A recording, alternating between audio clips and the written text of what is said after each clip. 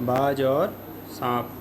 समुद्र के किनारे ऊंचे पर्वत की अंधेरी गुफा में एक सांप रहता था। समुद्र की तूफानी लहरें धूप में चमकती झिलमिलाती और दिन भर पर्वत की चट्टानों से टकराती रहती थी। किसकी? समुद्र की लहरें। पर्वत की अंधेरी घाटियों में एक पर्वत की अंधेरी घाटियों में एक नदी भी बहती थी। अपने रास्ते पर बिखरे पत्थरों को तोड़ती शोर मचाती हुई यह नदी बड़े जोर से समुद्र की ओर लपटती जाती थी। जिस जगह पर नदी और समुद्र का मिलाप होता था वहाँ लहरें दूध के झाग से सफ़ेद दिखाई देती थी। और जहाँ नदी और समुद्र का क्या होता था? मिलाप होता था। जहाँ पे मिलाप का अर्थ जहाँ मिलती थी वह, ठीक, संगम भी कहा जाता है जहाँ दो नदियाँ मिलती हैं। तो समुद्र और नदी का मिलन होता था, वहाँ लहरें दूध के झाग से सफ़ेद दिखाई देती थी। दूध के झाग से सफ़ेद दिखाई देती थी। अपनी गुफा में बैठा हुआ सांप सब कुछ देखा करता। और वह क्या करता था? उस गुफा में बैठा हुआ सांप देखा करता था लहरों का गर्जन, आकाश में छिपती हुई पहाड़ियाँ, टेढ़ी मेढ़ी बल खाती हुई नदी की गुस्से से भरी आवाज़ें। वह मन ही मन खुश होता था कि गर्जन तर्जन के होते हुए भी वह सुखी और सुरक्षित है। कोई उसे दुख नहीं दे सकता।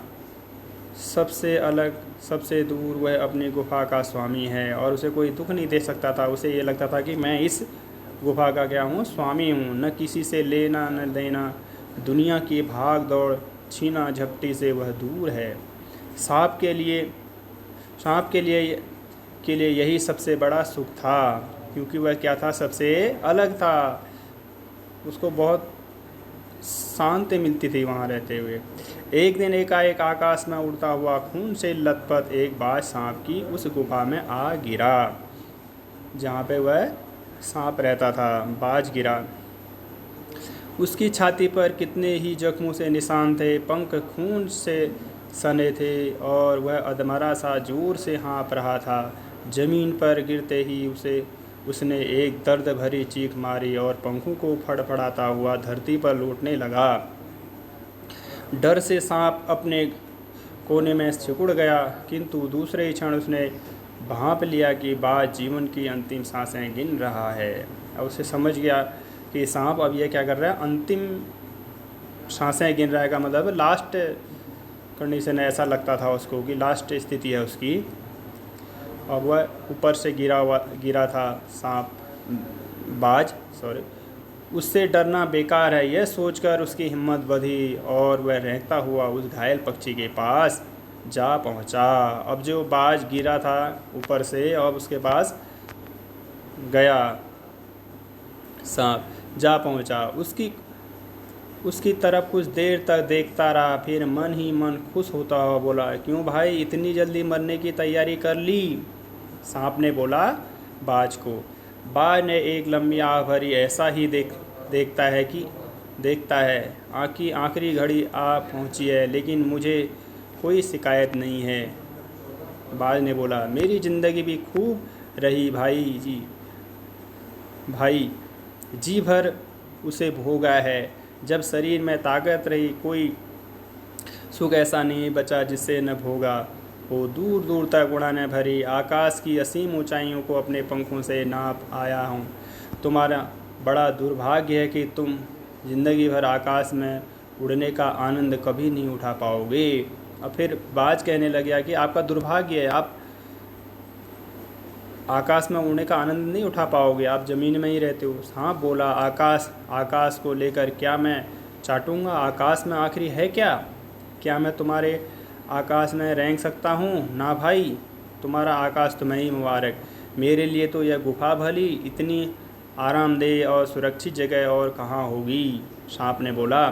सांप मन ही मन बाज की मूर्खता पर हंस रहा था। वह सोचने लगा कि आखिर उड़ने और रेंगने के बीच कौन सा भारी अंतर है। सबके भाग्य में मरना ही अंत में तो सबके भाग्य में मरना ही लिखा है। शरीर मिट्टी का है, मिट्टी में ही मिल जाएगा, ऐसा उसने सोचा। अचानक बाज ने अपना झुका हुआ सिर ऊपर उठाया और उसकी दृष्टि सांप की गुफा के चारों ओर घूमने लगी। चट्टानों में बड़ी दरारों से पानी गुफा में टपक रहा था। सीलन और अंधेरे में डूबी गुफा में एक भयानक दुर्गंध फैली हुई थी, मानो कोई चीज़ वर्षों से पड़ी पड़ी सड़ गई हो, ऐसा उस गुफा में लग रहा था, सांप की गुफा में। बाज के मुंह से एक बड़ी जोर की करुण चीख फूटी पड़ी। आह, काश मैं सिर्फ एक बार आकाश में उड़ पाता, ऐसा बाज कह रहा था। बाज की ऐसी करुण चीख सुनकर सांप कुछ सिटपिटा सा गया। एक क्षण के लिए उसके मन में उस आकाश के प्रति इच्छा पैदा हो गई जिसके वियोग में बाज इतना व्याकुल होकर छटपटा रहा था। जब उसने बोला, आह, मैं आकाश में उड़ सकता हूँ, बाज ने बोला, तो एक कुछ देर के लिए उसकी भी इच्छा जागृत हुई। उसका भी मन हुआ कि आकाश में ऐसा आखिर है क्या जो बाज आकाश आकाश बोलता है, व्याकुल होकर छटपटा रहा है। उसने ऐसे सोचा सांप ने कि आखिर आकाश में है क्या। उसने बाज से कहा, यदि तुम स्वतंत्रता इतनी प्यारी है तो इस चट्टान के किनारे से ऊपर क्यों नहीं उड़ जाने की कोशिश करते हो। सांप ने बोला, अगर तुम्हें स्वतंत्रता इतनी प्यारी है तो इस चट्टान से ऊपर क्यों नहीं उड़ते हो। तुम्हारे पैरों में अभी इतनी ताकत बांके है तो तुम आकाश में उड़ सको, कोशिश करने में क्या हर्ज है, सांप ने बोला। बाज में एक नई आशा जग उठी। वह दूने साहस से अपने घायल शरीर को घसीटता हुआ चट्टान के किनारे तक खींच लाया। खुले आकाश को देखकर उसकी आंखें चमक उठी। उसने एक गहरी लंबी सांस ली और अपने पंख फैलाकर हवा में कूद पड़ा। कौन? बाज। किंतु उसके टूटे पंखों में इतनी शक्ति नहीं थी कि उसके शरीर का बोझ संभाल सके। पत्थर सा उसका शरीर लुढ़कता हुआ नदी में जा गिरा। एक लहर ने उठकर उसके पंखों पर जमे खून को धो दिया। उसके थके माथे शरीर को सफ़ेद फैन ने ढक दिया। फिर अपनी गोद में समेटकर उसे अपने साथ सागर की ओर ले चली। अब वह नदी में गिर गया, उसका शरीर वो गिर गया बाज, और वह लुढ़कता हुआ नदी में जा गिरा। एक लहर से उठकर वह पंखों में जमे खून को धो दिया लहर ने उसके, क्योंकि वह नदी में गिर गया था और उसके माथे शरीर को सफ़ेद फैन ने ढक लिया था।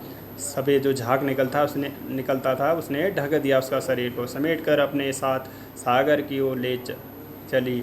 लहरें चट्टानों पर सिर धुनने लगी, मानो बाज की मृत्यु पर आंसू बहा रही हो।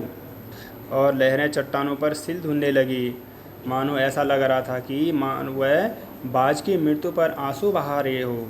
धीरे धीरे समुद्र के असीम विस्तार में बाज आँखों से ओझल हो गया, और वह आँखों से ओझल हो गया। नदी उसको बहा करके ले गई। चट्टान की खोखल में बैठा हुआ सांप बड़ी देर तक बाज की मृत्यु और आकाश के लिए उसके असी प्रेम के विषय में सोचता रहा। अब जब उसकी मृत्यु हो गई तो सांप सोचता रहा कि आखिर इतना क्या है आकाश में, जो है उसके प्रति, आकाश के प्रति उसको बहुत प्रेम था। आकाश में असीम शून्यता में क्या ऐसा आकर्षण छिपा है जिसके लिए बाज ने अपने प्राण गंवा दिए। वो सोचने लगा कि आकाश में ऐसे कौन सा आनंद है जो बाज उस उड़ने के बिना रह नहीं सकता है, उसे कौन सा आनंद मिलता है वहाँ, ऐसा वह मन में सोच रहा था। वह खुद तो मर गया लेकिन मेरे दिल का चैन अपने साथ ले गया, ऐसा सांप बोला। न जाने आकाश में क्या खजाना है, एक बार तो मैं भी अपना वहाँ जाकर उसके रहस्य का पता लगाऊंगा, चाहे कुछ देर के लिए भी हो, कम से कम उस आकाश का स्वाद तो चख लूँगा, ऐसा सांप सोच रहा है मन ही मन में। यह कहकर सांप ने अपने शरीर को सिकोड़ा और आगे रहकर अपने को आकाश की शून्यता में छोड़ दिया। अब उसको देख करके फिर ऐसा सोचा, तो मैं भी उड़ूँगा आकाश में, आखिर है क्या आनंद, कौन सा आनंद है। वह भी फिर कोशिश करने लग गया उड़ने की। धूप में क्षण भर के लिए सांप का शरीर बिल्ली की लकीर सा चमक गया। अब जब उड़ने की कोशिश करने लगा तो, किंतु जिसने जीवन भर रेंगना सीखा था वह भला क्या उड़ पाता आकाश में। नीचे छोटी छोटी चट्टानों पर धम्स से सांप जा गिरा और वह उड़ने की कोशिश में नीचे चट्टानों पर गिर गया। ईश्वर की कृपा से बेचारा बच गया, नहीं तो मरने में क्या कसर बाकी रही थी। सांप हंसते हुए कहने लगा, सो उड़ने का यही आनंद है, भर पाया मैं तो। पक्षी भी कितने मूर्ख हैं, धरती के सुख से अनजान रहकर आकाश की ऊंचाइयों को नापना चाहते थे। किंतु अब मैंने जान लिया कि आकाश में कुछ नहीं रखा। अब सांप ने सोचा कि अब कुछ नहीं रखा आकाश में, केवल ढेर सी रोशनी के सिवा वहाँ कुछ भी नहीं है। शरीर को संभालने के लिए कोई स्थान नहीं, कोई सहारा नहीं, फिर भी पक्षी किस बूते पर इतने डींगे हाँफते हैं।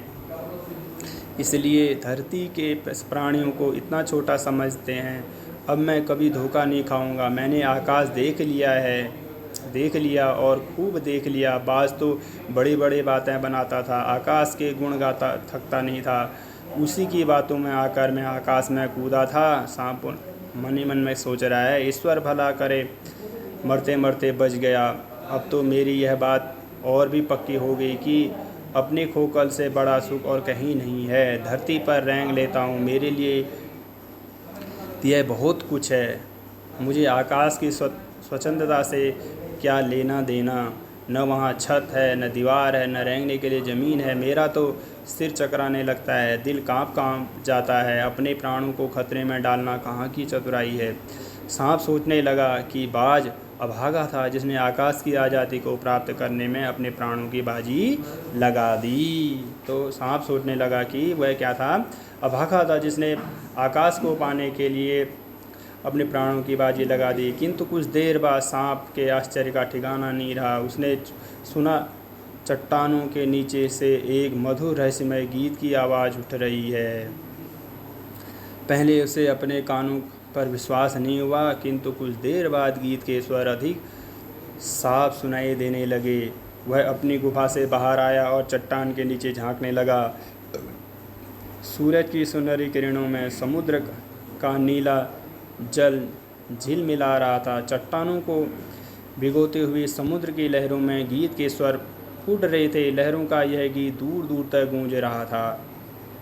सांप ने सुना, लहरें मधुर स्वर में गा रही हैं। हमारा यह गीत उन साहसी लोगों के लिए है जो अपने प्राणों को हथेली पर रखे हुए घूमते हैं। यह गीत जो है ऐसे लोगों के लिए जो हथेली पर अपनी जान ले लेते हैं। जैसे हमारे जो सैनिक हैं, सैनिक भी क्या करते हैं, अपने हथेली पे जान, इतने हमारे सेवा करते हैं, हमारे देश की, राष्ट्र की सेवा करते हैं, वह भी जान पे बाजी लगाते हैं अपने। तो ऐसे ही वह गीत किसके लिए गा रहे हैं, जो अपने जान हथेली में ले करके प्राणों को गवा देते हैं। चतुर वही है जो बाजों की बाजी लगाकर ज़िंदगी के हर खतरे का बहादुरी से सामना करता है। अपने प्राणों की बाजी लगा करके हर खतरे का क्या करता है, सामना करता है। ऐसा गीत समुद्र की लहरें गा रही थी। ओ निडरबाज, शत्रुओं से लड़ते हुए तुमने अपना कीमती रक्त बहाया है, पर वह समय दूर नहीं है जब तुम्हारे खून की एक एक बूंद जिंदगी के अंधेरे में प्रकाश फैलाएगी, साहसी बहादुर फैलाएगी और साहसी बहादुर दिलों में स्वतंत्रता और प्रकाश के लिए प्रेम पैदा करेगी। ऐसा समुद्र की लहरें गीत गा रही थी। तुमने अपना जीवन बलिदान कर दिया, किंतु फिर भी तुम अमर हो। जब कभी साहस और वीरता के गीत गाए जाएंगे, तुम्हारा नाम बड़े गर्व और श्रद्धा से लिया जाएगा। हमारा गीत ज़िंदगी के उन दीवानों के लिए है जो मरकर भी मृत्यु से नहीं डरते। जो क्या होते हैं, मरकर भी मृत्यु से नहीं डरते, ऐसे उनके लिए यह गीत है। समुद्र के लहरें गा रही थी। अब कहने का मतलब तात्पर्य यहाँ है कि लेखक का किस